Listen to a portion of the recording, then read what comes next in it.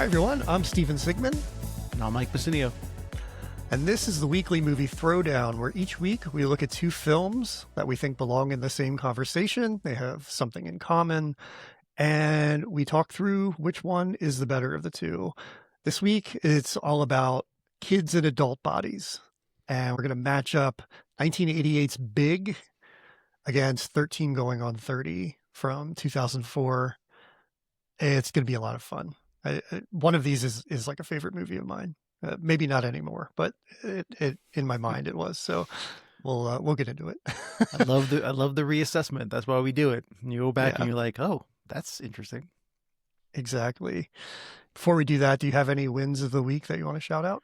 I do. Well, first I want to say my win of the week is just being able to watch these movies this week. It's just a nice respite from everything.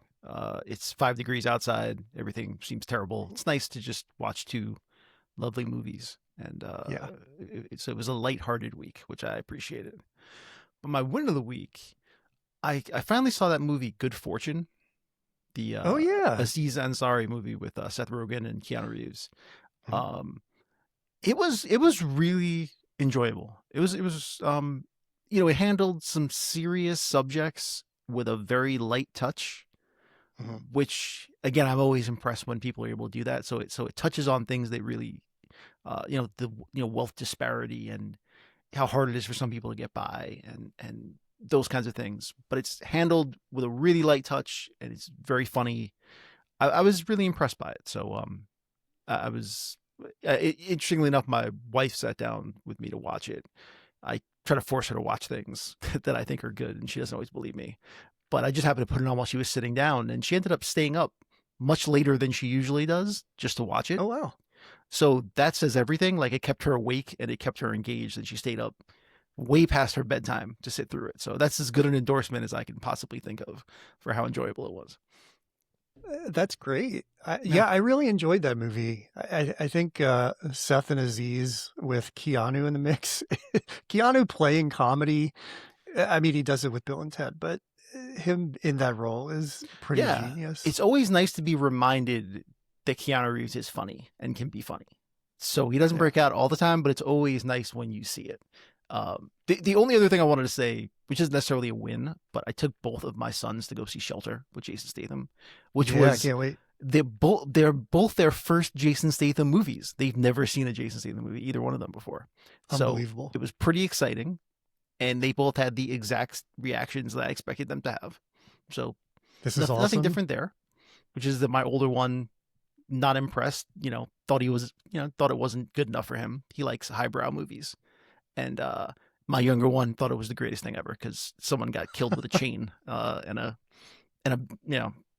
pole on a chain breaking someone's neck is the best thing you ever saw. So pretty much what I expected.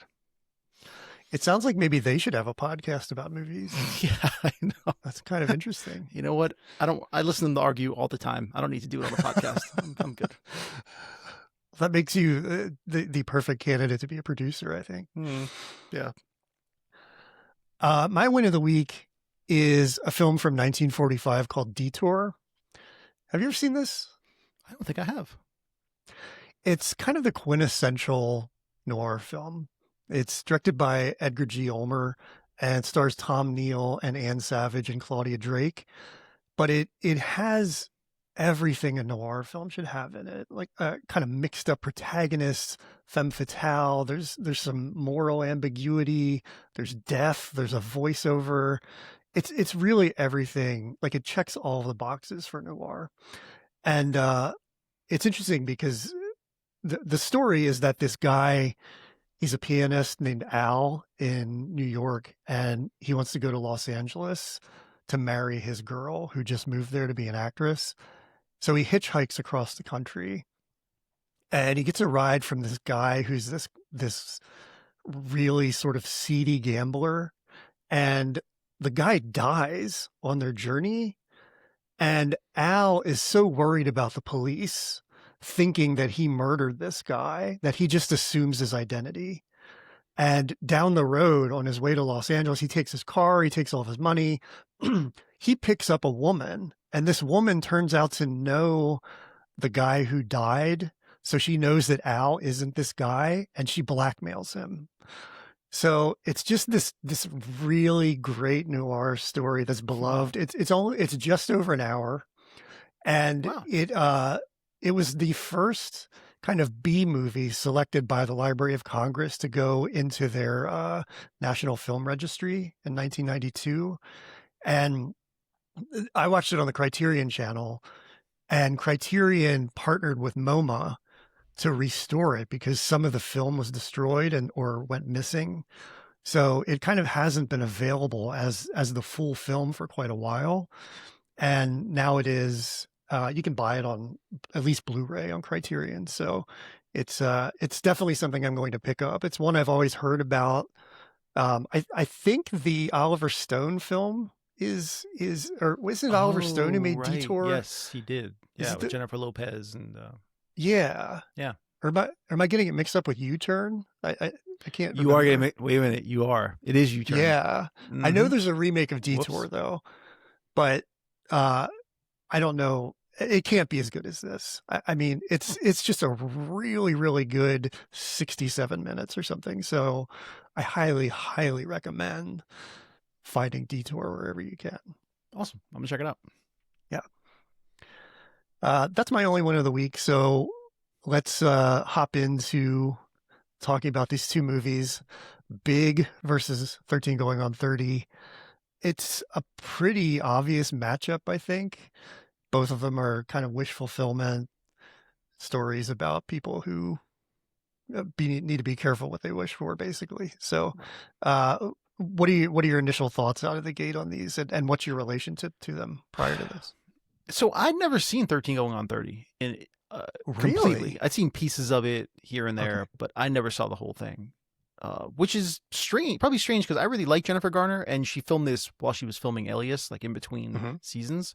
And I was a huge Alias fan, so I'm kind of surprised I missed it. But it's one of those things I just didn't think was up my alley, and so I didn't bother, and I never went to go see it. So watching it was a pleasant surprise. It was a really enjoyable movie, I have to say. Mm-hmm. Good. You know, we can get into the nitty gritty of it, but in first watch, it's like it goes over nice and smooth. It's a very easy watch, Yeah. and then I watched Big again, which I've seen multiple times, and it really helped put some things in perspective about 13 Going on 30, but a lot of other movies as well that try to do this. So I have a question for you. Mm-hmm. So when Big came out in 88, it was the first one to be greenlit, but the last one to be released in the year. There were 3 other adult, like kids as adult movies that came out in 88. Do you know any of the other ones that came out? There were 3 other ones. There were 3 You said? other there were 3 other movies in which adults and kids either swap or a kid becomes an adult. Yeah, And I they was going to all say came out before Big, but they were greenlit afterwards. But because Big was delayed waiting for Tom Hanks, it came out after all the others. But Big is the only one anyone remembers, and that's why I bring it up. Like, do you even remember any of the other 3? Is Jack one of them with Robin Williams? Nope. That's the only one I can think of from that time prior to Freaky Friday. So here are the 3, and this is why I'm saying this. You shouldn't remember because none of them were very good, and it goes to show like how good Big is in retrospect. So one of them was like Father Like Son with Kirk Cameron and Dudley Moore. Yes. Yeah. The other was Vice Versa with Judge Reinhold and Fred Savage. And the other was 18 Again, which was a George Burns movie, which I actually have seen multiple times and really kind of like. George Burns and Red Buttons are the 2 old guys in it. And for this audience, probably no one even knows either of those people, especially not Red Buttons. But when I was a kid, for some reason, I really liked them. And I really liked that movie. It's something I used to watch a lot when it was on cable. So those were the 3. But I also found out there was an independent movie that came out in 88 called 14 Going on 30.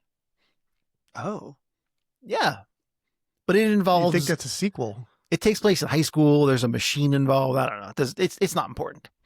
It's not important thinking about. But I just want to make the point that, you know, in years later, we only know Big, and there's certainly a reason for that. So I just thought that was a fun thing to discover. That's pretty interesting. Yeah. So and I would imagine the body swap genre, I didn't really think about it too much, but I would imagine that goes back even much farther than this Yeah, of course. with Well, a I lot of think other that one of things. them, I mean, Vice Versa, was it Vice Versa? I think was is a direct like remake of the Freaky Friday. So it basically is just that. It's this. So it even Right, right. credits Freaky Friday as the inspiration for the movie. Got it. I really, really love 13 Going on 30, and I really have an allergy to Tom Hanks. So this was a kind of an interesting matchup for me. I basically every I time. say this all the time, and I've said it to you proudly. I say it again. A person that dislikes Tom Hanks and Steven Spielberg is a dark person. That's it. It's just dark. I don't know. It's fine. Yeah, That's why we're here, well, though. I'm a So we can realist. disagree. But that's fascinating to me. Well, the thing is, we'll get into it, but it turns out there's a certain period of Tom Hanks that I'm averse to, and not the whole oeuvre. So we'll kind of talk about that a little more. But what I like about this matchup is the same thing I like about F1 versus Days of Thunder and Heat versus Town, is that it's a very similar story from two different eras, and you can really see the kind of stamp from that time on them. Yeah, I think it's 100% true. 13 Going on 30 in particular is very in that moment. And I think that's something we'll talk about down the road. But And not just a stamp on the time it was made, but also a stamp on how films were made, like the stamp right, of filmmaking from that period of time as right, well. And that's what right. stood out to me too. The thing that I always really loved about 13 Going on 30, well, there are two things. I think Jennifer Garner is great in it. I mean, she's kind of America's sweetheart, so she plays that role pretty well. I am 100% Matt. I mean, this kid is like my life. So I've always really connected to him. And it's interesting to go back and watch it now because I still really connect to him. So even though I'm older, because I haven't seen this in quite a while, but so I bought 13 Going on 30 on Blu-ray. You can see here it's a release from Sony. I fire it up, and I didn't know this. The title card pops up after she gets her yearbook photo taken, and it says "Suddenly 30." Yeah. So I was very confused by that, and it turns out going on an age is a very American thing. So they changed it for other countries, but that was quite shocking to me. I read that. And I actually think now, Suddenly 30 might be even be a better title. That's a good title. I don't know. I don't know. 13 Going on 30 is so catchy in America. I think, Yeah, that's true. so, well, they're both good Yeah. for sure. Let's talk about Big. This is We'll the talk about Big earlier of the first. two. Okay, I'm happy to do that. We'll go chronological. Sure. Just a quick synopsis of it is that at a carnival, young Josh Baskin wishes he was big, only to wake up the next morning and discover that his wish came true. But the more he experiences life as an adult, the more Josh longs for the simple joys of childhood. Don't we all? It's a very simple premise. What is your relationship to Big? I mean, you love it, right? I really always liked Big, and it's a movie I showed to my kids really early on, as early as I could. It's something I always enjoyed, but this time I was trying to watch it with a more critical eye, and I watched 13 Going on 30 first, and then I watched Big. And seeing it through that prism, like seeing 13 Going on 30 and thinking it was an enjoyable movie, and seeing Big, not only made me appreciate Big even more, but as I was sitting watching it, I was trying to talk myself out of Big being almost a perfect movie. Mm. And I usually do not say that kind of thing. Like I'm pretty reserved in my idea of what I think a perfect movie may or may not be. There's always things that drag down a movie or something. But that's when we were talking about the period of filmmaking when this was being made. I think I watched the special edition of it and saw they added back a bunch of scenes they had cut out. The extended edition, by the way, is 2 hours and 10 minutes. The original movie is an hour and 44 minutes long. So there's a lot of extra scenes they cut out. And when you see the deleted scenes, that's when I started to realize I almost consider it to be perfect because all the scenes they cut out were lovely on their own, like on their face. Mm. But each one of them would have either distracted from the larger point of the movie, revealed something a little too soon, or given you information that you felt was slightly redundant. So it's like they trimmed it down. They trimmed the beats down. They were finding ways to make it as streamlined as possible and to give you the reveals when you needed them exactly as you needed them. So it's a very tight movie. I don't feel like anything is wasted. I think that you've got a convergence. I hate to use the word magic, but you have like a strange convergence of people that just so happen to fall into this orbit. You have two first-time screenwriters in Gary Ross and Anne Spielberg. You have Penny Marshall in her first true directorial movie. She directed Jumping Jack Flash, but she came into that movie after it had already been filmed. I think she came in as a replacement director. So it wasn't really her movie from the start. You have James L. Brooks producing it. And so you have just this convergence of talent and an emerging Tom Hanks. And what you get is something that is just, almost a perfect movie to me. It really is lightning in a bottle. And the thing that's interesting about it is that it's tight, but it's not hurried. It's very lived in. And I think I love we'll that you talk said about that. the directing a little more, but I think Penny Marshall is trusting of the audience. She's not flashy. She's not going over the top with her directing. It's almost invisible. And, I think there are two styles of director that are really good. And that's the auteur, somebody whose fingerprint is on screen. And then there's the one who kind of doesn't need to be there. And I think that is what makes this almost a timeless movie. And like you said, I would almost say perfect, even though I'm not the biggest Hanks guy, but we'll get into that. Right. But even the performance from Hanks, I think it's so important to recognize. Listen, we know Tom Hanks now as Tom Hanks, but going back and watching Big reminds you what it was. Because at this point he had made Splash, he made a couple of popular movies, but he had made a couple of flops too. So he wasn't exactly riding high. He wasn't Tom Hanks yet by any stretch. But Penny Marshall believed in him. And I think that she cast him because she knew him from back when they both worked on TV shows, which I think was pretty funny. They both worked on the same lot when Penny Marshall was doing Laverne and Shirley and he was doing Bosom Buddies. And he would come down to their set every once in a while. So she knew him. They knew each other. And she just knew that he was right for the part. Did you see all the people who almost were cast? It's unbelievable. Which is another amazing thing. How many actors turned it down? How close De Niro got to actually doing it, which would have made a totally different movie. Go through the list for us. So from who you remember, I'm trying to remember off the top of my head. So I know that. Okay, wait. De Niro was a big one. So De Niro was the one who actually was committed to it, but he ended up walking away because of scheduling conflicts. But I think Jeff Bridges was one of the people, which was interesting. Kevin Costner, Steve Guttenberg, Warren Beatty, I think was one of the people. I said Jeff Bridges. Wait, Travolta wanted to do it. Yeah. But this was that period of time where Travolta was just the person no one wanted to work with. So they turned him down. Deborah Winger wanted to do it and tried to get it rewritten for a woman, which is another amazing thing. But the best thing I read, this made me laugh out loud, is that Gary Busey, he auditioned for the movie and apparently Penny Marshall said that she didn't believe he could play an adult. Which I think is the funniest thing I've ever heard. I think that may be one of the funniest things I've ever heard. Did you not see his role as Mr. Joshua? And so he didn't get cast. But yeah, they all kind of knew Hanks was the person for the role, and he had turned it down initially, and then his schedule opened up, and they actually waited for him like 3 extra months, because I think that they knew what we all saw on screen, that there are so many things in this movie that he does that are so subtle. That really make you believe that he is a boy in a grown-up body rather than a grown-up playing a kid.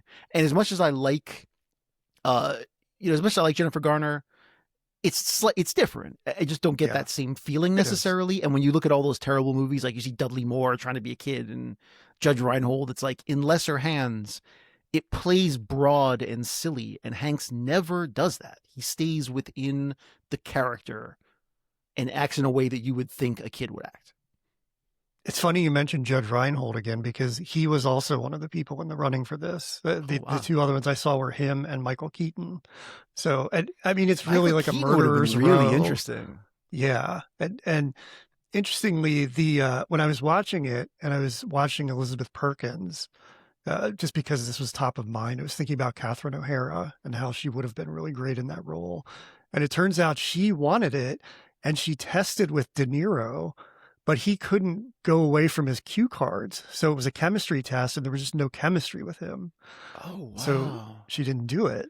That's But a I thought shame. she would have been perfect in that. And also because she was in After Hours too. And this feels very akin to After Hours in a way, like, down in in the neighborhood when he lives there basically. And so, yeah, I just kind of had Catherine O'Hara on the brain, and seeing that neighborhood made me think about it. But yeah, I mean, Hanks, to your point, I said I have an allergy to him, and what I have an allergy to is later Tom Hanks, who plays real people, because that seems like what he's leaned into. And there's so much of that I've kind of forgotten where he came from and how good he was in the 80s. And so watching this and seeing all the things that you just mentioned about him really embodying this kid, like inside of this adult, it's a lights out performance. And Oscar nominated and well deserved. Yeah. Yeah. So it really just blew me away. And I'm on the Hanks train again, but I think there's a line of demarcation for me. And I have to look back as to where it might be Forrest Gump, actually. I know that's not a real person, but I don't know if Forrest Gump forward is like the Hanks I like. It's more 80s I could agree with Hanks. that. And yeah, because Forrest Gump is a broader performance. And again, the subtlety of Big is really what gets you. There's one scene to me that really encapsulates it. It's the scene where they're running across the street in that one scene, and Hanks runs, and it's like he runs like a child would run and not an adult, like aren't like limbs flailing. And it's just a little thing, but a thing that really, really matters. And you notice it immediately. One other thing I wanted to say, you talked about, Penny Marshall's directing and it being almost non-existent. So what I heard that one of the things she did is she had David Moscow, who was the young actor who played young Josh, film all of the scenes with Elizabeth Perkins. So all the grown-ups, she had David Moscow film all the grown-up scenes so that Hanks could watch it and see how a 13-year-old would actually behave. And so he would have a baseline of how a child would behave acting with a grown-up. And so again, that's a choice that she made, and a really important one. I think that it opened up a lot for Hanks on how to play that character. So again, I think that she deserves a lot of credit for all the little things in this movie. And because she's from TV, but she understands beats, but she understands how to let things go, and just understanding how to let the characters play within the roles that they had. I think she does an amazing job. I agree. It's so simple in its execution. Even the story is very sort of linear and really just kind of like a moment where this kid, he has to navigate an adult world, and Hanks does it so well. But I think he is such a grounded center, and everybody else around him is kind of like, I don't even know what I want to say. They're kind of secondary and not as fleshed out, but they don't need to be. They just kind of support him. And he is just so good. And the way he's shot is so good. I think the blocking of the scenes, everything about it is so natural and kind of loving. And the DP on this is Barry Sonnenfeld, who, worked with the Coen brothers all throughout the 80s, went on to be a great director, Men in Black, all kinds of things. But I just want to illustrate how incredible the directing is and how trustful it is. The biggest scene in the film, the piano scene, the camera opens wide, right? It's just sitting there, and it lets you watch Loja and Hanks kind of start doing things. And they're doing it, you know. I saw Tom Hanks say that he saw like stunt people on set dressed like the two of them, and so they made a pact to get it right so the stunt people wouldn't have to be used. But it opens wide. You're watching them do this. Then in the middle, it kind of tightens up, and you're seeing close-ups of their faces and everything. But then it just comes back out and sits there again. It's not a lot of cuts. It's not a lot of like zooms.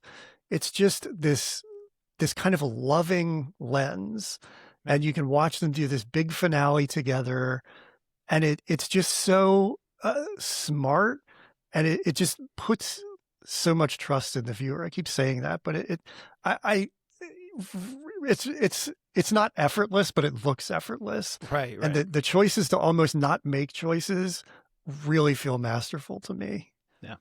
And I think, yeah, well, so what she's doing behind the scenes, she's giving them subtle cues on how to do certain things.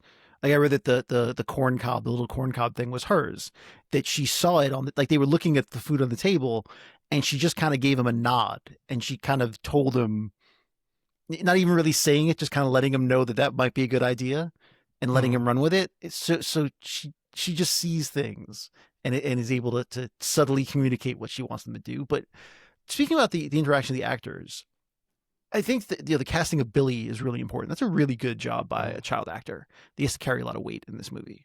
But I think that you're right. I think what makes it easier for the actors is that I think they're just naturally playing off of how charming Tom Hanks actually is. And I think it makes them happy almost, and it reflects back through the screen. Because Elizabeth Perkins talked about how she basically fell in love with Tom Hanks while making this movie. And so the love that she feels for him, you can see it reflected. But I want to talk about her role, because you're right. There are other actors you could think of that might have handled this role, and I'm not even sure she necessarily would have been top of mind as a person to do it. But I love her character arc. I mean, initially, it's a little bit wooden. Like her mean persona is almost a little over the top. Yeah. But once she starts to open up and you start to see her become softer and almost like a kid again. Like that's the thing. You start to see her start to act like a little girl reflected through his little boy. And I just think that's a really beautiful, subtle transition that she makes. And you can see her becoming a little more childlike the more that they interact. So I think she pulls that off really, really well, while never actually becoming silly, but showing that she's tapping into something from her own childhood in a way, reflecting through him. I wish there were a little more to her character, because I feel like she's just kind of reacting to Josh for the most part. But I think you're right in that, and she's kind of like the totem for the whole of the world they live in, because both of these films are about, I think, injecting sort of a beginner's mind into like a buttoned up corporate world that's become so focused on making money, doing the right thing by the numbers, looking at spreadsheets. And both Josh and Jenna kind of bring that childlike quality back to it. And what I think is interesting about Elizabeth Perkins, and why I say she's emblematic of everything, is that when you first meet her, she's in this amazing power suit, very tight, tight. And then in the subsequent scenes, she's also like that. But once she leaves with Josh from that party, every other scene, her hair is down. So she's literally let her hair down because of that. And I just think that is such a little grace note that really sums up the film, and like Josh's role in this world he's trying to navigate beautifully. And again, it's something that you might not even notice, but it's a great choice by the director. Yeah. So it keeps going back to that. And we're going to talk about Gary Winnick, who directed 13 Going on 30, but I mean, there's just there's really, I'm kind of tipping my hand again, but there's no comparison. I think Penny Marshall is just pitch perfect. And it goes back to the script as well. I kept trying to crystallize what I was thinking, like what the differences were between these two movies. And I couldn't quite figure out what I was trying to say. And I saw an interview with Anne Spielberg. And obviously, because she's a writer, it turns out she said it really well. Like she hit exactly on the thing that I was thinking, and I Mhm. couldn't figure out how to say. She said that when they sat down to write together, her and Gary Ross, she did, but neither of them are comedy writers. They're not joke writers. So they're writers that like to write character. So when they wrote Big, they were writing Big from the point of writing character as opposed to writing jokes. And jokes might happen organically, but there's a lot of scenes, long scenes in Big, where there really aren't any jokes. That scenes just kind of play out and you're building character. And because the characters are strong and you connect with them, the jokes pay off. Right. And that's the difference. It's the difference between writing a movie as a funny movie or writing a character driven story that's also funny. Yeah. That's the difference. And that's why Big feels timeless in a way. They made that choice and that's how they wrote it. And movies like Father Like Son are completely forgotten because it's just really broad. The jokes are just Mhm. so obvious and everything is played for these big obvious points, and Big goes the exact opposite way. Yeah, I think it's a matter of in the particular lies the universal. And when they're not writing, I think jokes can sometimes sort of tether something to the time in which they're written. But if you're writing a film that's not about telling jokes, but it's the comedy is inherent in it. And I think that makes it, just stand the test of time far better. And it really, while it's set in a specific year, even that about it, okay, maybe not. Maybe maybe it's very anchored to that time visually, I guess. But I think you can overlook that It does open on because a green screen computer. Yeah. that's You know. true. And the end is basically an iPad, I Yeah. guess. He breaks out a floppy disk. That's Yeah. it's a little dated, but Yeah, I stand corrected. But I think even in that, the writing and the performances really allow it to move through time. And even though you see something like a Pepsi machine, you can still apply the feelings and the ideas of the film to yeah, 2026. So, 100%. We didn't really talk a ton about the rest of the cast, but I did want to mention, yeah. Robert Loggia because, you know, friend of the pod. We love Robert Loggia, and Subdued Loja. yeah, and that's part of the thing too that everyone knows who Robert Loggia is and what he does, but they cast him because they felt like there was an underutilized part of his character that hadn't been seen before, and that's why they Yeah. cast him against type. And he does a really good job. I would say that I told you there were a bunch of deleted scenes that were done for various reasons, and I get why they were all done. As I said, there's one scene that I think probably would have been good to keep in, maybe, and it's a scene between his character and Josh in his office where he talks about how he got started in the toy business. Mhm. And it's again just another, but again it would have been redundant in a way because it's another scene where his innocence opens up someone else's innocence, or Right. they're remembering who they are, and we've already seen some of that, I think, which is why they thought it was redundant. But it's a nice scene for Loggia, and I liked seeing it. I wouldn't have minded it staying in the movie, but Yeah. but yeah, it was really cool to cast someone like that against type in this role too. I think his character, Macmillan, which is funny because Macmillan is crazy, right? we work at Macmillan. I'm not in computers, sadly. That's the department Josh works in. Yeah. Also to note that their office, I don't know if you look this up, their office is the Home Depot on 23rd Street, right by Get our outta old here, Macmillan really? offices. Yeah. I didn't know that. Yeah. Wow. I I like thought it that. was the Barnes and Noble on 23rd and 7th, but it turns out it's the Home Depot. But I think having Loggia and Josh being two ends of the age spectrum kind of show you how that middle ground really is like this crazy rat race that's almost unnecessary. Because Loggia, I think he might have lived that life. I don't know. Maybe they talk about this in the scene that's deleted, but he's gotten to a point where he kind of is back to the beginner's mind that Josh has in a way, and just like a love for the toys and what the joy they bring. But he has to watch all of these people try to like aggressively turn this company into this giant company, not thinking about what's actually at the core of it. And I love that Josh brings that back. And you're right, he's such a great actor to be in that role because I mean, he's a total sweetheart. I know him as like, you know, the grandpa in Over the Top a year or two before this and Mr. Eddie in Lost Highway. But he's just, he really is wonderful in this. And I think a really great scene partner for Tom Hanks. Yeah. I have to say too, it's perfect. I think the introduction of the character is great as well because they bump into each other in a hallway. Yeah. And you think, oh my God, he's going to kill him. Like, because he's Robert Loggia. And the way he reacts kind of tells you that this is not the normal Robert Loggia part that you would think.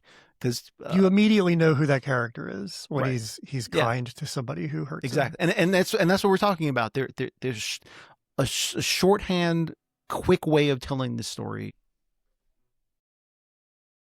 I would say that John Hurd's character is the most over the top of everybody, and I think he's so perfect as that 80s bro who's trying to climb the corporate ladder. Well, what someone had said, I was listening to something about this, and I think it was Elizabeth Perkins that actually said this. She said that what she came to understand is that he plays the character like a 13-year-old bully.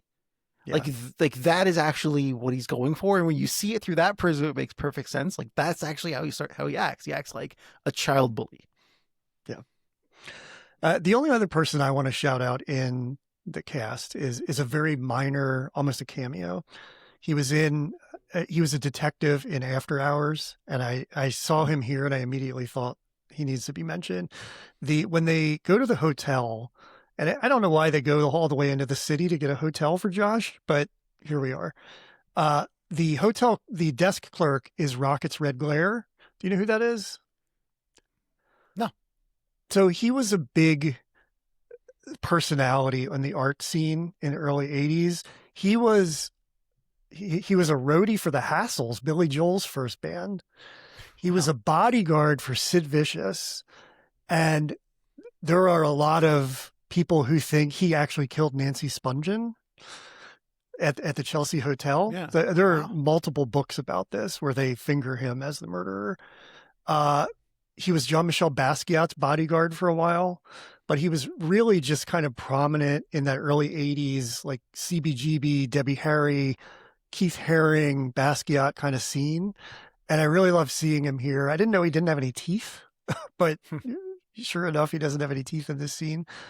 Just thought it was interesting to shout him out because he shows up in a lot of 80s movies as just kind of somebody who's in and out.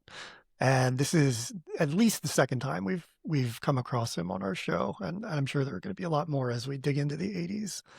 So just wanted to mention him. Let's talk about, okay. Oh, there's not a lot to talk about with the music in this film, but I want to, you and I are basically the same age, and I want to see if we're culturally simpatico because when he's in the limousine, there's a song that plays when he pops out of the top. And did that trigger a memory for you? It's Hot in the City. Did that like remind you of anything? No, it didn't trigger anything. I actually kind of know the song in this movie, to be honest. I mean, I know the song, of course, but it doesn't trigger anything for me. Why? It's the theme song to Booker, the spin-off from 21 Jump Street. Oh, Jesus.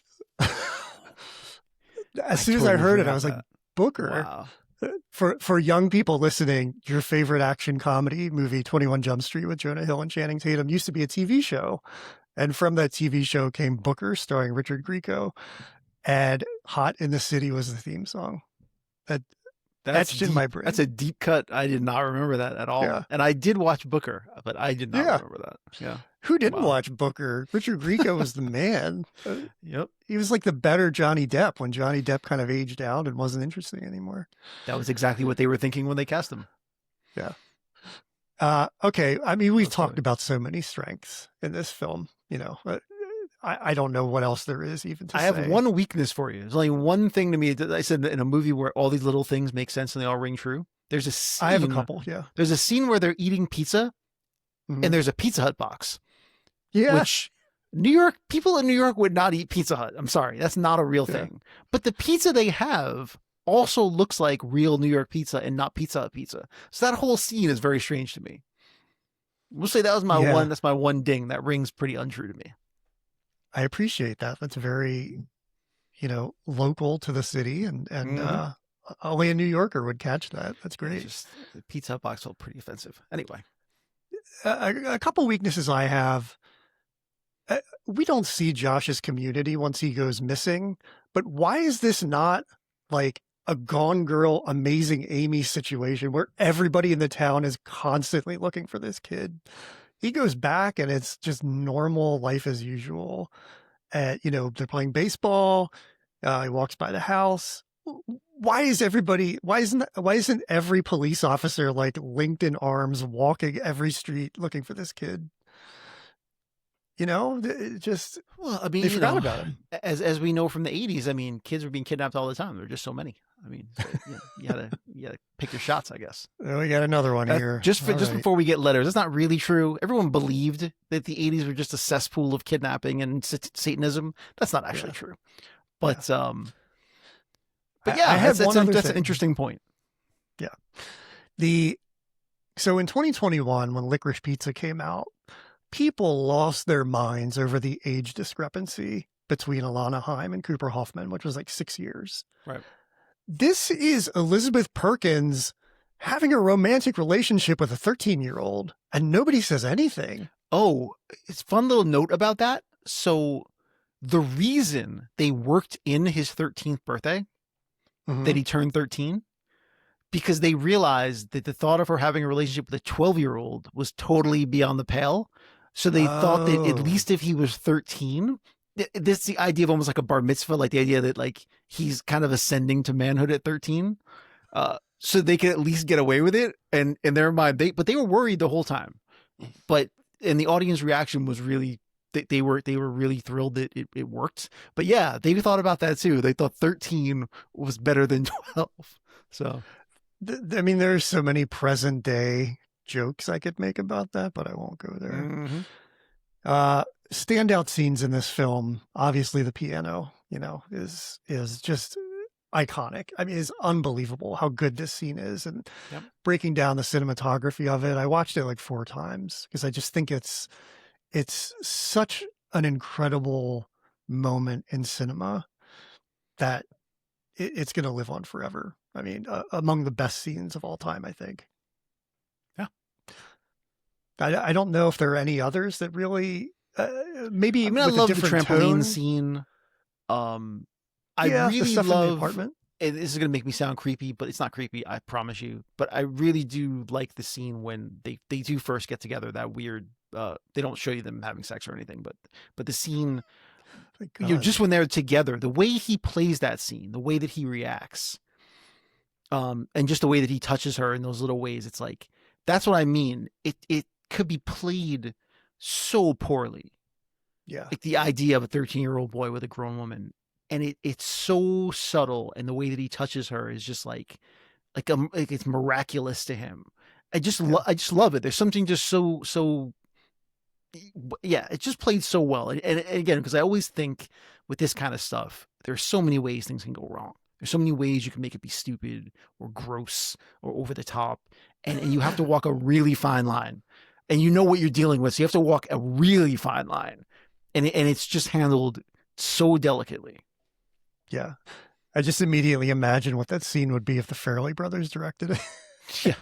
Right. Yeah. It would be a lot different. All right.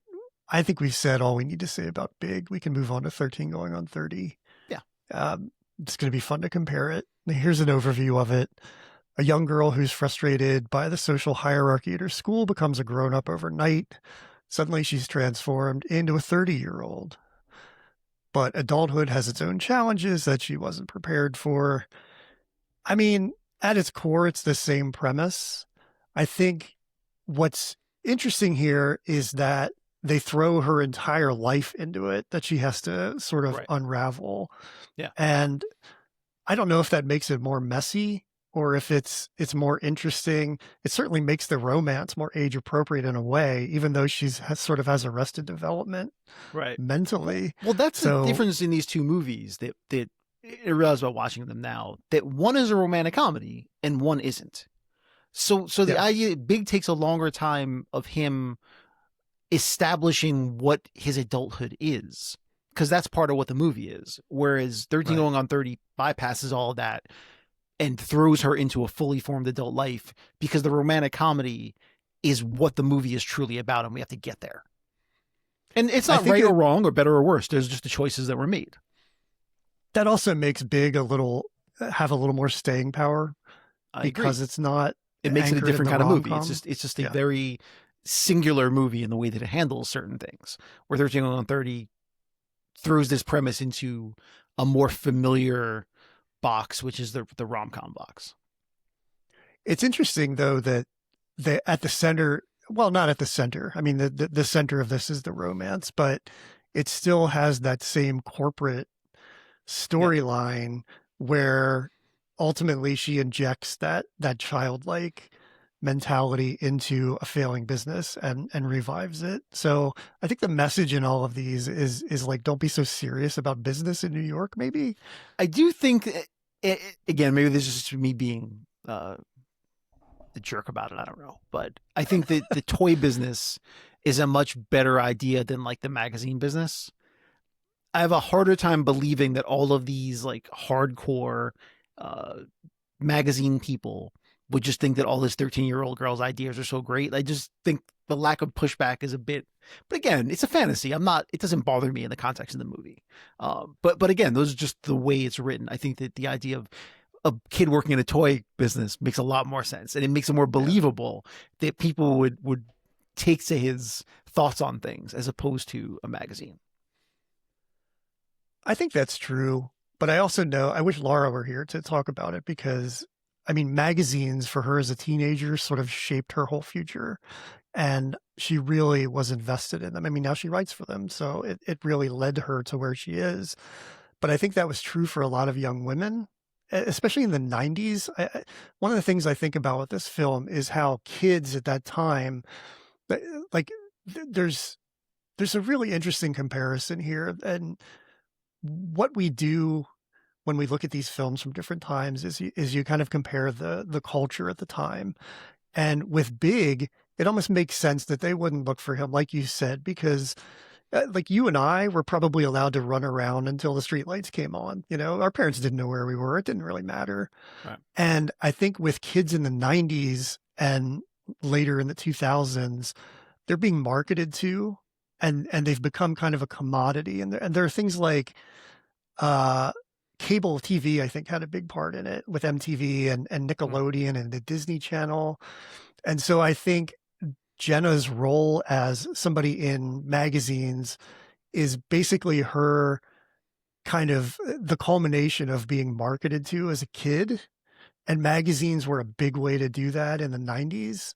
So I don't even know what my point is here, but ultimately, no, that's a fair point. Yes. That it makes it more believable that magazines would be the thing that she would get into. I think that's fair, or that it would make sense for her ideas to be heard. That's a fair point. Yeah, I get that. But is it that cutthroat, and is it, is there like corporate espionage around it? Probably not. I don't know. It could be. Who knows? I don't know. I think this movie was interesting to me because I was watching it. What I realized is that not only was I also a kid of the 80s, I was a little younger than them, but my first jobs in New York, I actually worked in advertising, and I worked for a company that Look at you, Don Draper. No, I worked for a company that did advertising for magazines. So I went to a ton of magazine parties.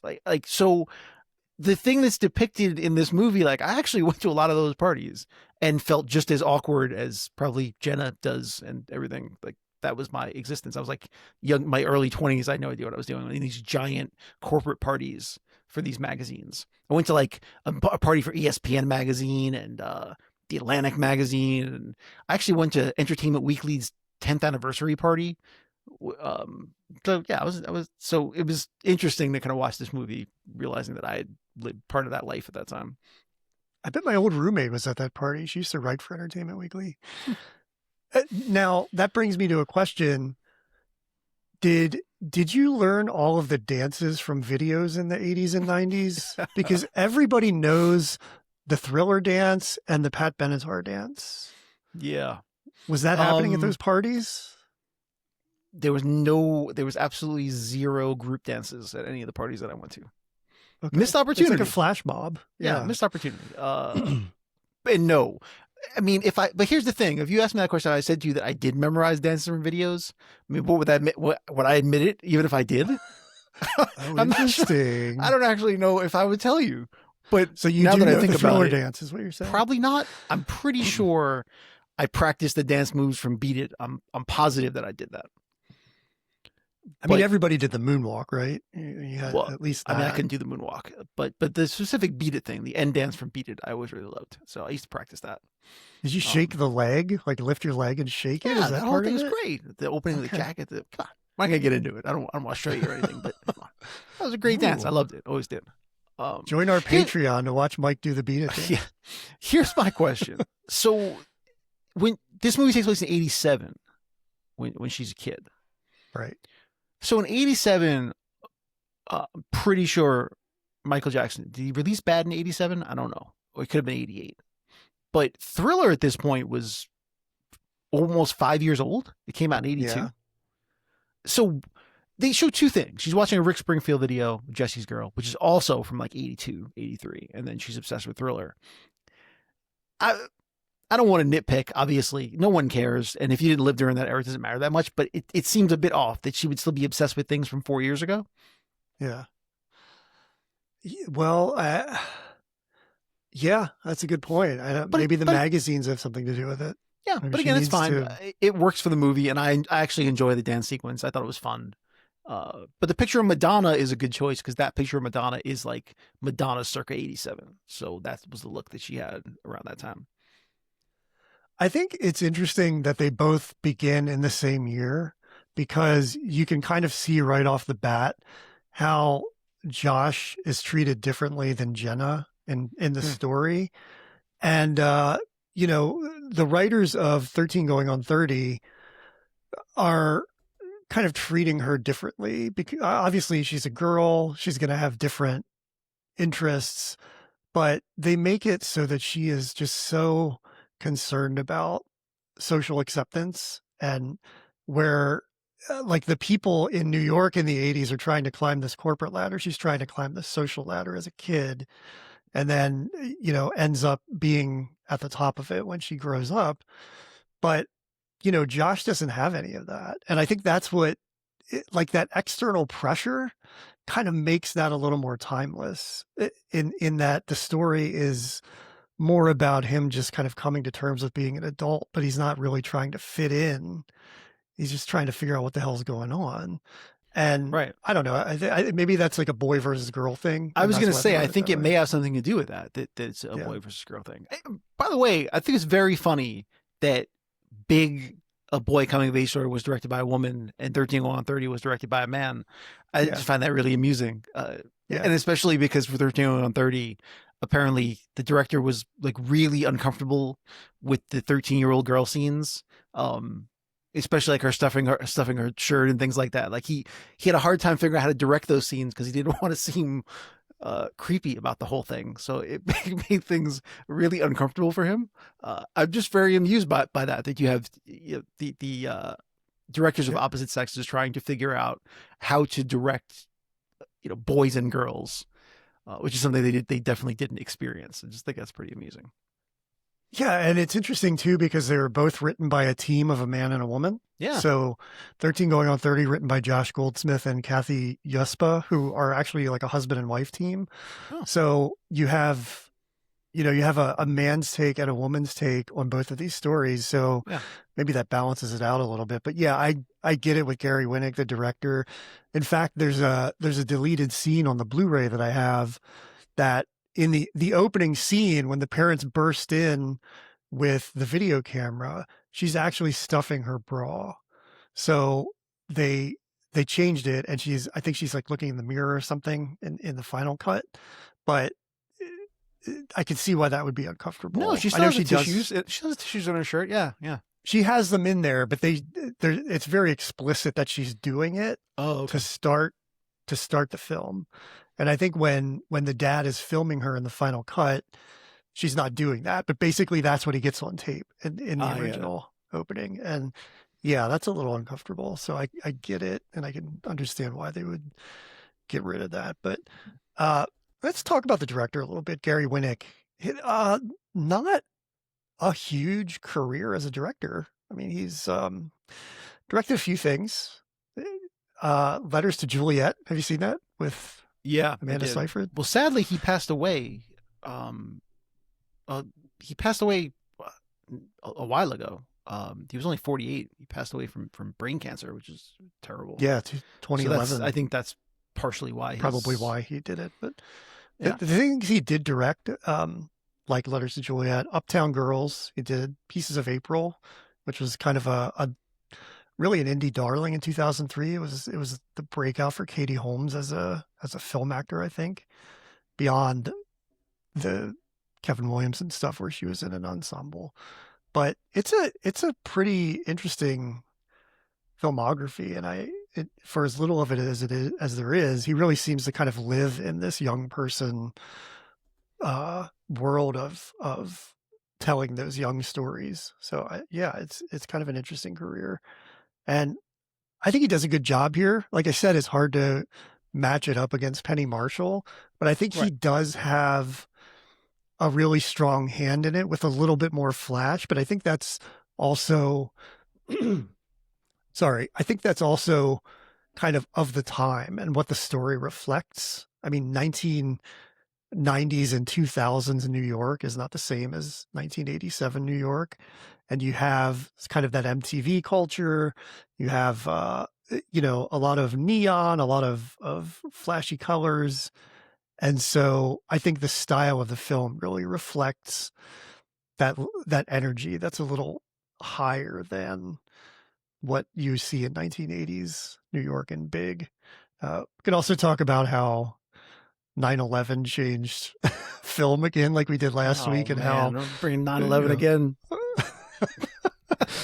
I won't bring it up, but I think But that changed some things. I won't get into it. yeah, but you're right. As we said, it's the difference between 80s filmmaking and 2000s filmmaking. I think that that's just a sign of the times. It needs to be a little broader. It's a little heavier handed, but I think that speaks more to when it was made than necessarily the kind of filmmaker that he is.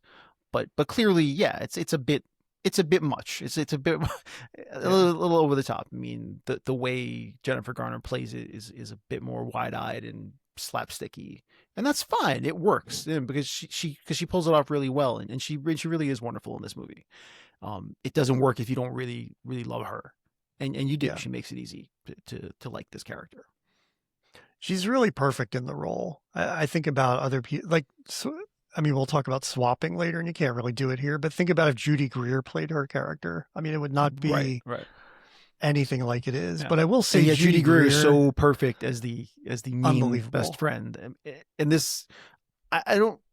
I feel like this is kind of sets off her where she starts playing great supporting characters. Yeah. This is right around that time.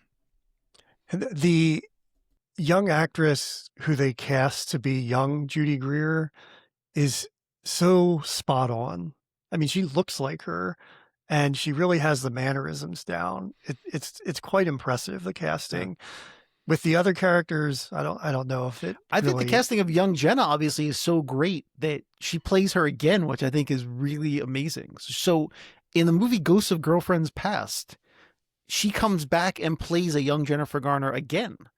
Clever. Which is really cool. Wow. Yeah. That is pretty interesting. And that's kind of the world that Jennifer Garner is going to go on to live in for the most part, is like outside of this, and this is sandwiched in between Daredevil and Elektra, and while Alias is happening. But beyond that, I mean, she kind of gets into this world of rom-coms for the most part. I mean, I know she does The Kingdom, the Peter Berg film, which I think is a great film. I might actually watch that again this weekend because I was reminded of it. But, things like Ghosts of Girlfriend Past is where she kind of lives for a while, which I think is an interesting sort of trajectory for her because she was so action oriented. I wonder if this is what really put her in that direction and kept her there. I think it would have to be. Yeah, I think this helped open up a whole new thing for her because Elias did very much paint her in that action mold. So I think it's an important. I think it's an important job for her. It's an important movie for her, and I think it's a movie she didn't even have to audition for. I think they just knew she'd be good at it, and I think it's an important part for her because you're right. It allowed her to move off in a different direction and do some non-action roles. It's really her first lead film, and she would Right. go on to be an Elektra, I think the next year or the year after that. But we don't talk about Elektra because it is No, not we good. do not. You also have relatively early Ruffalo here, Yes. and this is kind of before he only played the Hulk and put up on detectives. I've forgotten that Ruffalo went through a little rom-com period for about 3-4 Yeah. years. He did a few of them. He did Just Like Heaven and this one. So I really like him. Again, I relate so much to this character, and I kind of relate to Ruffalo a little bit. But he also really sort of went down a path, and it's the Marvel path. He did a couple things after this, but I feel like right now he's really getting back into the more interesting characters with like Poor Things and Mickey 17, where he's just nuts. And I love nuts Ruffalo. yeah, I 'cause you don't think get to after see you a make lot of that that. Marvel money, the truth is you can do anything you want to do after that, right? Yeah. I think you're good. So you should be able to choose interesting parts because you don't really need to do it for the money anymore. But you never get fully away from them. That's You fair. keep trying to get back out and they pull you right back in. But I think it's interesting for him because I think I first saw him in there's a little film called XXXY in the early 2000s with Kathleen Robertson, who was on 90210. Hmm. And that was 2001, 2002. And then he's in this, but then he really goes on a run with working with some auteurs. He works with Spike Jonze, Fincher, Michael Mann, Ryan Johnson, Scorsese. So there's a real run of leaning into meaty roles that are interesting before the Marvel comes calling. And I'm really happy to see him getting back to some of the stuff that's not as Ruffalo and Tom Cruise getting back to their roots. Yeah. What does that say about the generation? Is it like he's probably a little younger, but A little bit. yeah, the action, I guess you can't do action forever. So that's No. why they're getting back into it. The music in this film. Yes. Wow. What is the music budget for this? And not only the music, but they show the videos. That has to cost more to license. So you see the Thriller video, you see Rick Springfield, you see Pat Benatar. That is so expensive, I would imagine. You're right. Really a time when soundtracks were a thing. Before Garden State, that was like a big soundtrack in 2006, I think. And so, the stuff in the 90s was really about soundtracks. And this one, despite being rooted in the 80s and early 90s, is just incredible. It's so fun. Yeah, don't forget about the Go-Go song. Yeah. What was it? Head Over Heels they use, which is a great song. Yeah. You have Madonna. You have, obviously, Rick Springfield, Pat Benatar. For some reason, they didn't get the Romantics version of Talking in Your Sleep, which confused me.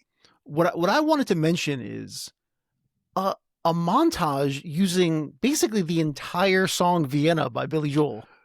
That's the other one, yeah. What? That was shocking to me. It was like the whole song. Yeah. And I have a soft spot for Vienna. I mean, I grew up in New York. I like Billy Joel. Everybody likes Billy Joel in New York. You just have to. And Vienna is one of those songs that like real Billy Joel fans really love. It's one of the unsung songs on The Stranger. So it was. I had no idea it was in a movie even. So it was cool to see it. Maybe tonally a little different than everything else on the soundtrack. A little different. Because yeah, you're right. The soundtrack is mostly 80s and then 2000s, and Vienna's from 77. That's actually why it probably feels so off tonally. Yeah, and that's a big song in our house because Laura loves Billy Joel, and she went to Vienna a few years ago, so that's kind of like her soundtrack, which is great. I mean, I listen to that song all the time now, and I really love it. So, but yeah, I keep telling you that Laura and I should be doing this podcast. We have way more things in common. Yeah, well, she was going to be here today, but couldn't make it, so maybe next time. All right, let's talk about the strengths of this film. Yeah. Jennifer Garner, right? I mean, Total strength. And Mark Ruffalo. I mean, again, this is kind of a bit of a two-hander, and it only works if the two of them have great chemistry, and they really do. They're really enjoyable to watch, and their scenes together are definitely the best part of this movie. My favorite scene, though, is not with Mark Ruffalo. I have to say, my favorite scene really is that scene where she goes to pick up the guy in the bar, and she goes to the kid at the table. I just think that's a really well done scene. Yeah. It made me laugh out loud because it's almost like you know what's coming, but you don't exactly know what's coming, and just the way she plays it is really funny. That's a great scene for me. I have to question Tom Tom's taste because the guy she says is the hottie looking at her I know. is like some 50-year-old dude with an afro and like seems like some creepy Wall Street dude. Hey, don't knock afros, by the way. Calm down. That one that was a bit too far, but go ahead. His looks a little weird. I mean, it's I don't know. There's something about that guy that's not. It's a little lecherous. Actually, on a total side note, I have definitely gone to a barber and shown a picture of Mark Ruffalo's hair because his hair and my hair are almost exactly the same. So, oh, there's yeah, a strange side note for you. We have very show. Similar types of hair. Okay. Yeah, you're really giving task. Yeah. This week. Yeah, I am. Okay. I'm giving broken down Mark Ruffalo vibes. Yeah. That's great. That's what I'm doing. I mean, we're a movie podcast. You might as well look like an actor, right? Sure. I think, for as strong as Jennifer Garner is in this, and I mean, I think his acting is great. I don't know if it's like perfect in this, but what I find interesting the most is how he portrays having to sort of reckon with these feelings that he had put aside for so long. And he kind of has to go deep and is really tortured by this person coming back who he'd sort of buried. Right. And I just think that's kind of an interesting storyline that he does really, really well. Right. I'm just all the Mark Ruffalo stock, I'm buying it. I just really, really love him. And yeah, the strengths, the cast all across the board, I think. Even Andy Serkis is pretty fun in that editor. He's fun. I mean, I just saw him in he also played I finally saw Long Shot, the movie Long Shot with Seth Rogen. Yeah. And he was in that.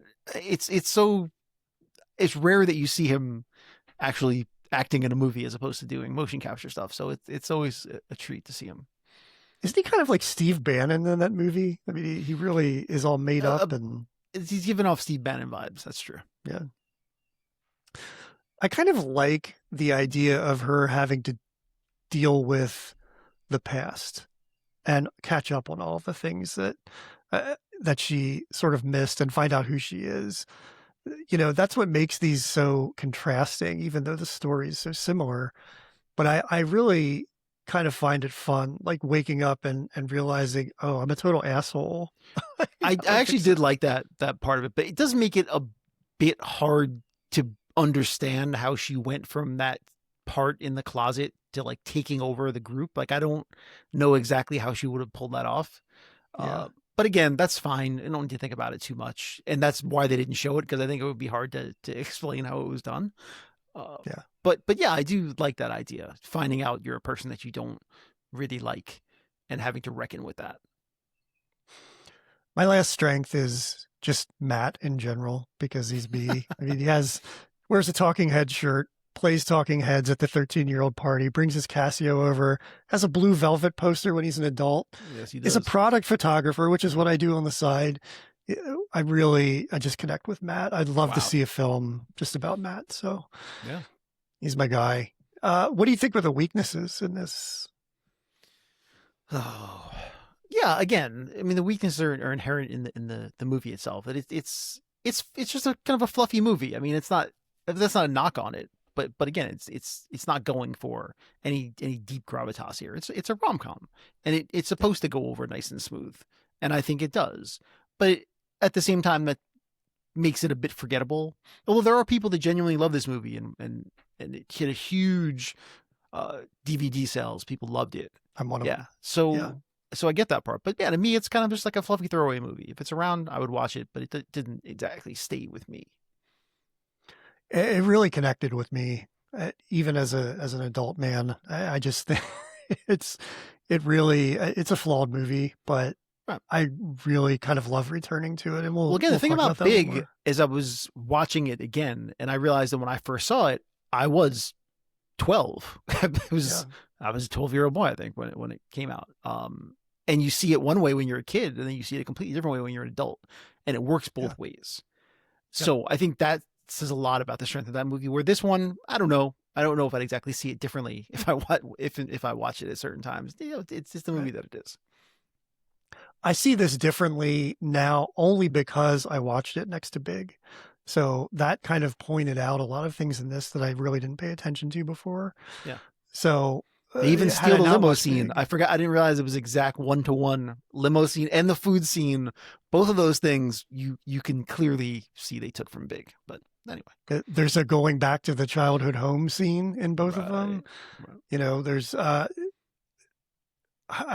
many parallels. I mean, just the wish fulfillment part, like the Which wish is more dust is believable, Zoltar. by the way, a Zoltar machine Oh, or wishing dust? which do you think is more believable? I like Zoltar better because Me I too. just think there's a there's sort of a mystic quality to it, and I love the search for it.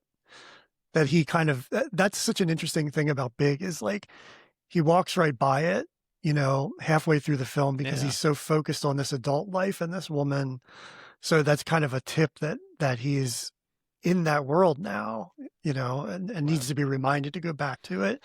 I do like Zoltar better, and I do like that at the end of Big, they really color coordinated everything to the Zoltar machine when he finds it. And that Hmm. ending is kind of like feels a little Eternal Sunshine to me when they meet at Montauk. It's like this cold, sort Yeah. of faraway place, but everything's red, everything's gold, just like Zoltar. And I again, on top of everything else, there's some really lovely set design And and I do very love the thoughtful. choice that they unplug it. That the idea that it's Yeah, unplugged makes all the difference. That's another choice that was talked about in the writers' room that they make. But we're not talking about Big. Sorry, I got off on a yeah, track there. But I yeah, do think the two. It's fun to see which mystical thing you like better. yeah. Uh, The one weakness I had with 13 going on 30 is like I wanted more consequences for Tom Tom, the or Lucy as she's known as an adult. There there really aren't any consequences for anybody. I mean, Jenna is found to have stolen all of the ideas and given them to a rival and doesn't really have any repercussions for that. So I would have liked to have seen well, a we little don't know more. necessarily because she didn't stick around long enough for us to see if there are Yeah, repercussions. that's true, but I would have liked at least to have seen her escorted out with security in a brown box or something at a plant. One thing I will But say, I think, is a strength in this movie, though, too. I actually like the choice in the ending because your natural assumption is that she would run to him and he would go with her. And I do like that because that's the thing that Matt is grappling with throughout the whole movie. And at right. the end, he decides that he's embraces his new life as he should. You know, Yep. it would be almost disingenuous if he throws it all away. So I think that was a good choice to go with that. It's interesting that you can, in her case, maybe not as much as Josh's case, but you can get a do over on the future, basically. Like you see where you're going to be and you can go back and just redo it. Josh doesn't Right. really get to do that. I will say the other thing that because Josh doesn't get to do that, the end of Big, when he is basically a kid in a giant suit, I would have really loved some kind of Rick Baker, an American Werewolf in London transformation scene there. That would have been Uh, chef's kiss. that's why you're not. That's why these you're not good for these movies. That's why you don't like Tom Hanks. There you go. Exactly. So there are quite a few standout scenes in this, I think, and they all really involve dances. So there's the Pat Benatar dance, the Thriller dance, of course. That elevator scene with the girl, Becky, I think is her name, Yeah. is pretty memorable. And she has a bigger So, role. She actually, there's a deleted scene where she ends up kind of being the reason that Jenna runs to the wedding. And I think they should have left that scene in the movie. yeah. Because I think that would have been a nice full circle with that character. Yeah, more of her would have been would have been helpful, I think. Mhm. All right, let's do a quick comparison of the two of them. Sure. Story effectiveness. I think they both have their place, but Yeah. They're both Big effective in their own way, is but Big is just a much better written story. It just is. yeah. Yeah, for me, it's kind of a tie because they're different, but also so effective in how they tell the story. I mean, one might not be as like long lasting as the other, but I think as far as kids navigating an adult world, they're both pretty solid in their own way. So, uh, Big clearly is the better of the two stories, but I That's have a true. soft spot for 13 going on 30, so I'm going to call that one a tie. Characters. What do you think about the characters? Which is the better? I like all these characters. I think that they're yeah, unlike the last few movies that we've done. In this case, yeah, I think all these characters are good, and they're all. You said that in Big, a lot of characters are underwritten, but I think that they're all written enough where everyone seems kind of full in their own ways. And 13 on 30 does a good job of making you like these people or dislike them as you're supposed to. Yeah. Even the parents have their own. Even her mom has that good scene where she lays some wisdom on her. So I like it. I think it's pretty good. Yeah, shout out to Kathy Baker. What a great actress. I really, Yep. really love her. Yeah, I think Big is the winner for me with characters just because of how Tom Hanks plays Josh. I think that performance and the embodiment of that character just supersedes everything else. And I love everybody in 13 going on 30. I do think, Judy Greer's character could have been a little more to her, but overall, I really like everybody in that film. But because of Hanks, it really just is a mile above for me. Tom Hanks gets my vote. That's crazy. I love that we can grow and change. It's much so like the crazy. characters in Big and 13 going on 30. You had an evolution. Yep. It's really amazing. Tone and consistency. Big, so consistent. Yeah, that's we're just coming back to things. What makes it a great movie? The tone. 13 on 30. Again, it's a rom-com and it's a broader movie, and it's meant to be. So the tone is whenever you have a movie that has two dance sequences, yeah, your tone's going to be you grappling with tone, but that's okay. That's what the movie is supposed to be. I think the tone and the consistency of Big is just handled so much better. I mean, it's a gradual shift when you go from the comedy to the emotional stuff, and it's like a smoother ride. And again, that goes back to, I think, the way that story is told in that time. So, Big for me is the winner there. What about rewatchability? This is a really tough one for me. I've been thinking about it since yesterday. Again, I think Big is the better movie. Spoiler alert before we get to the end. I think we've established it. And it's inherently rewatchable. But 13 going on 30, again, because it's kind of so unobtrusive and fun, I wouldn't say it's not rewatchable. There are certain parts of it I probably would skip on rewatch. But yeah, it's neck and neck. But I probably have to say Big just because it's a movie I've loved longer, so I probably would just lean towards it. But it's close. It's closer than I expected. We'll put it that way. I agree. It's very close. I think for me, as I've thought about this a little bit overnight, much like Can't Hardly Wait, even though 13 going on 30 is a few years later, it's still rooted in the nostalgia of that period. That was a very important time for me. So I really relate to it. Like I'm not quite that age, but I was a teenager. I was probably a little older than a teenager when that came out, and the music, it's very rooted in the 80s and the 90s, and so it doesn't have that timelessness, but that kind of triggers that nostalgia for me. So if I had a choice between the two, I would probably put that on over Big. But if I were like, hey, here are some kids and you have to show them one of these movies, I would show them Big because that's going to resonate a little more with them. It's very locked in, 13 going on 30 for me in that time. So I don't know if it's as rewatchable for somebody who isn't our age, but for me, it like that nostalgia is such a big thing. Well, I will just say, I started watching 13 Going on 30 with my youngest, who actually listens to the podcast sometimes and talks about how I mention him a lot. But I'll mention him again. It's fine. Um, like I said, we already watched Big, but we watched 13 Going on 30, and it's making him very uncomfortable. There are a lot of scenes in 13 Going on 30 that make him very uncomfortable. So we'll just say that. Yeah. That is exactly what I'm talking about. I think 13 Going on 30, well, maybe not the adult themes of it as much, but still of its time and for a certain generation. All right, well, let's move on to our questions for the week. I think we kind of already discussed which one is more rewatchable. We just sort of walked through that.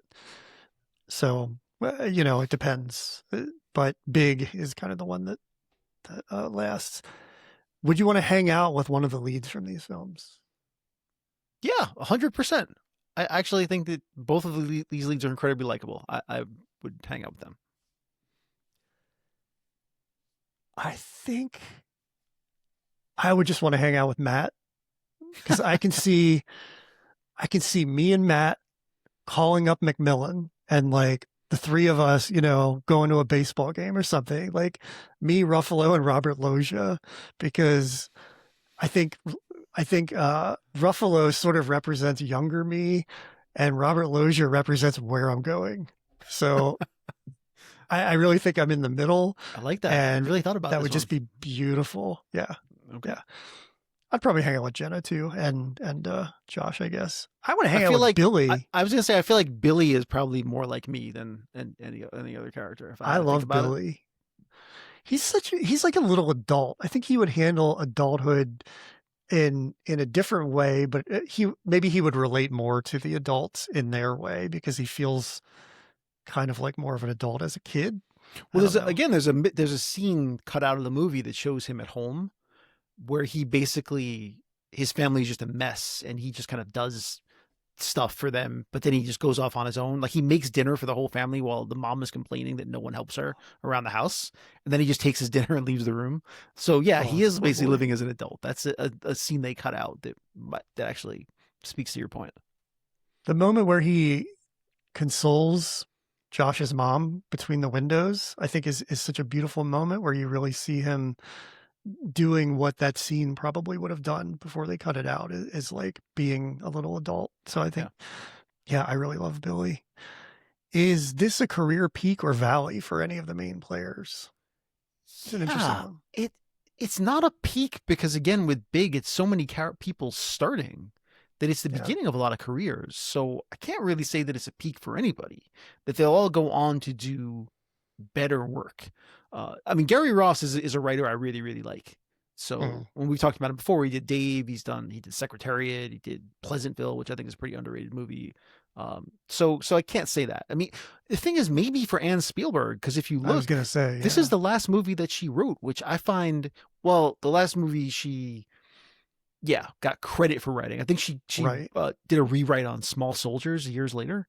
But she's like script supervisor or something. But this is like the last movie she really wrote, so I guess it's a career peak for her. I was trying to find more information about her. I don't really understand why she hasn't written more or what happened. It's one of those mysteries. She's the Frank Stallone of the Spielberg family. What is she going to do? Yeah, but Frank Stallone didn't stop making music. He kept trying.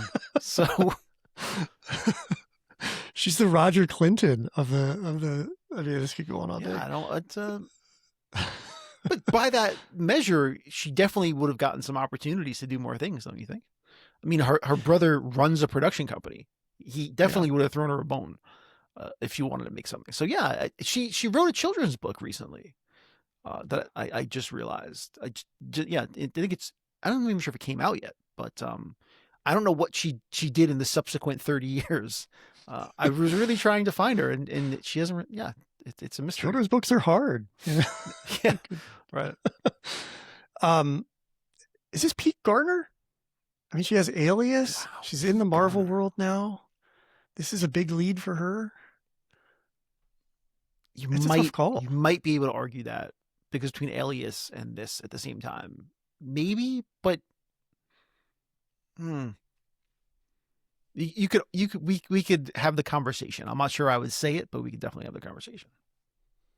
I mean, if you're talking career outside of acting, I mean, she just launched this Once Upon a Farm IPO and made like millions of dollars. So maybe right now is Pete Garner out of Hollywood. But I think it feels like she's not going to do anything as big as this moment for her. She's on TV, huge success. In this, huge success. So, and it sets her up for other stuff down the road, and she keeps working, but I don't think her profile is as big ever again as it is here. Yeah, I as I said, it's a conversation that I definitely wouldn't dismiss. All right, well, this one's interesting. Yes, it is. Would one of these films be better if Steven Spielberg directed it? That's what a great question. Because it turns out Steven Spielberg was going to direct one of these movies. He actually was going to direct Big. He was set up to do it, but he had scheduling conflicts with Empire of the Sun, so he had to bow out, which is kind of how all of this started. Looking for a new director, and so that is an amazing what if. So this is a directly answerable question, I guess. And I don't know. I really don't know. If Steven Spielberg had directed it, would he have cast Tom Hanks? I mean, Penny Marshall knew Tom Hanks. Yeah, I could probably spend an hour having this conversation about, because thinking about it is almost breaking my brain. It seems like the perfect movie for Spielberg to direct, honestly, which is why he was connected to it. I mean, this is his wheelhouse. But again, we've talked about what a great job Penny Marshall really did. So I don't know if it would be better. It would be different. It would be good. I have no doubt that it would be a good movie. I'm not sure it would be better, though. I don't think it could be better. One of the things I read is that in addition to those conflicts with Empire of the Sun, he didn't want to overshadow his sister's opportunity by having his name attached to it as well. So that's a good call on his part. I appreciate that he saw that as well. I don't think anybody at the helm other than Penny Marshall. I mean, it's like I said, it's such lightning in a bottle. Yeah. I really don't think anything would have improved upon it. 13 going on 30. See, maybe, but because it's not like Spielberg has a history of directing rom-coms, truthfully. I would think it would work better if it were adults in kids' bodies. Maybe he would be better at That's a great point. That's a great point. All right. Well, obviously there's no sensible answer to this. Would either film be better if you swapped lead actors? It would be interesting. It would be a hell of a thing if you did it. Yeah. So this is a not applicable question, unfortunately, of the question. What if there were a kid in an adult body cinematic universe where Jenna ends up dating Josh and she finds the only other person who's a kid in a big body and relates to him because the two of them are sharing this experience together. Wow. And they have a kid who's obsessed with wanting to grow up too soon. They have a kid who's Benjamin Button. I like it. Yeah, that's a weird one. All right, well, I think we know what our winner is, but let's go to the online polls. Again, follow us online on social media. We're at Movie Throwdown Pod everywhere. We put up polls every week where you can vote for that upcoming week's winner. This week was closer than I thought. And I think, again, like last week with Can't Hardly Wait getting a lot of votes, with I Love You, Beth Cooper getting more votes than I expected. I think it's a generational thing because this week you have 20 votes for Big and 16 votes for 13 going on 30. And I wonder if the people who voted for 13 going on 30 are younger. I mean, we know one of them, our friend of the show, Andy Remendino, voted for 13 Going on 30. This would have been an instance where we could have had him on to talk about it, but I know I talked to him about that. I get it. Yeah, I think you're right. I think that there's some people that honestly haven't even seen Big, because it's a pretty old movie, so it's possible it would have passed you by. So, yeah, closer than I expected. How about that? Yeah. All right, it's pretty clear. Our winner this week is Big. It's just so timeless and has so many great things to it. I never imagined I would say this, but nearly a perfect movie in my opinion. And yeah, I was shocked when I was thinking about it too. I wouldn't necessarily have even thought that myself, but it turns out it's pretty damn close. Yeah. So, and again, I love 13 Going on 30, but watching Big, it really shows me where 13 Going on 30 came from, and kind of does a lot of it better. So that's our winner this week. Let's talk about next week's episode. This is going to be interesting too. It's a sex worker matchup. Now we're looking at 1994's Milk Money, which is directed by Richard Benjamin. That in and of itself is going to be something I'm excited to talk about because I love Richard Benjamin. Exactly. Even talking about Richard Benjamin is going to be cool. Yeah. A lot of people probably do not know. Not at all. It's going to be going up against one that everybody does know from another Marshall. We're looking at sibling Marshall movies 2 weeks in a row here. Pretty Woman from 1990, directed by Gary Marshall. So it's going to be interesting to see if the directing style is in the DNA or if it's something that each of them learned on their own. So that's what you have to look forward to next week. Join us on social media and cast your votes. We're at Movie Throwdown Pod on Instagram, Threads, and TikTok. And for fun, follow us on Letterboxd. We're actually getting quite a few followers there because I've been writing reviews of films that are kind of interesting. So we're at Movie Throwdown there. Do find us on social media and do come back next week when we talk about Milk Money versus Pretty Woman. We'll see you then. So long.